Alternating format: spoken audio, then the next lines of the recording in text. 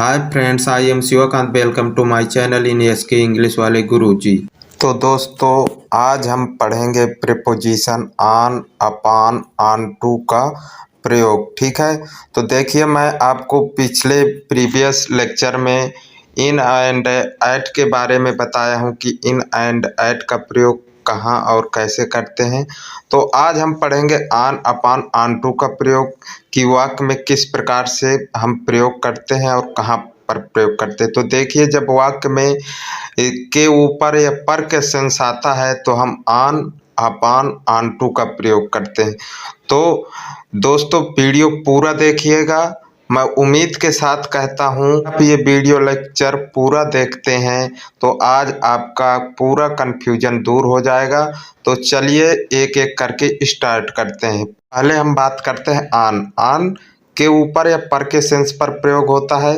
तो देखिए दोस्तों, जब एक ऑब्जेक्ट दूसरे ऑब्जेक्ट के ऊपर रखा हो तो हम ऑन का प्रयोग करते हैं। एग्जाम्पल लेते हैं, एग्जाम्पल से बेहतर तौर पे समझते हैं। एग्जाम्पल है, जैसे मोबाइल टेबल पर रखा हुआ है, mobile is kept on the table. दूसरा, वह पेड़ के ऊपर बैठा हुआ है, he is sitting on the tree. किताब लैपटॉप के ऊपर थी, book was on the laptop. ठीक है, तो देखिए, मोबाइल टेबल पर रखा हुआ है, यानी मोबाइल टेबल पर रखा हुआ है। एक ऑब्जेक्ट के ऊपर दूसरा ऑब्जेक्ट रखा हुआ है, यानी टेबल के ऊपर मोबाइल रखा हुआ है। तो मोबाइल टेबल पर रखा हुआ है, तो ऊपर के लिए और पर के लिए हम ऑन का प्रयोग करते हैं। तो चाहे यहाँ पर हो चाहे ऊपर हो, हम ऑन का प्रयोग करेंगे। ठीक, इसी प्रकार दूसरा एग्जाम्पल है, वह पेड़ के ऊपर बैठा हुआ है, he is sitting on the tree.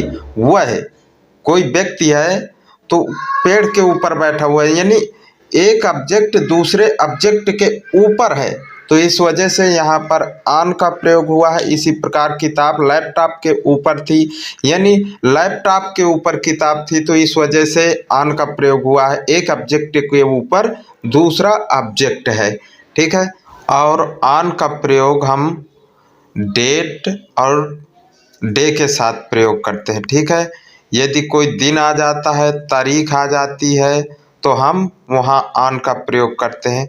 चलिए एग्जाम्पल इसके कुछ देखते हैं। मैं सोमवार को गया, I went on Monday.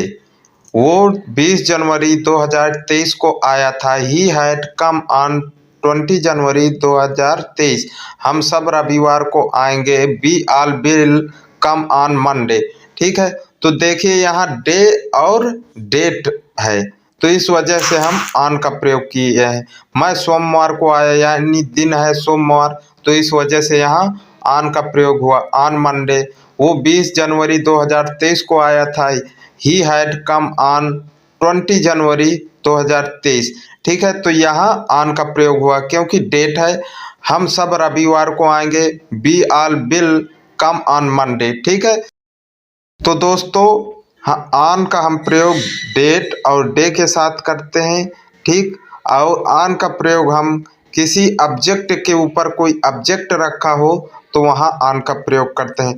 Next देखते हैं, अपॉन और ऑन टू करते हैं। अपॉन, ऑन टू के ऊपर या पर के सेंस पर प्रयोग करते हैं, अपॉन या तो ऑन टू का। ठीक है, तो देखिए, एक ऑब्जेक्ट का गतिशील अवस्था में दूसरे ऑब्जेक्ट के ऊपर आ जाना, यानी कोई एक ऑब्जेक्ट गतिशील अवस्था में हो और दूसरे ऑब्जेक्ट के ऊपर आ जाता है, तो वहाँ हम दो में से एक का प्रयोग करते हैं, या तो अपॉन का या तो ऑन टू का। ठीक है, तो चलिए एग्जाम्पल लेते हैं, एग्जाम्पल से समझते हैं।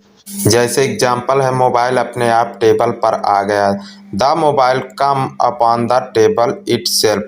वो हाथी के ऊपर कूदेगा, he will jump on to elephant. मैं घोड़े के ऊपर कूदा, I jumped on to horse.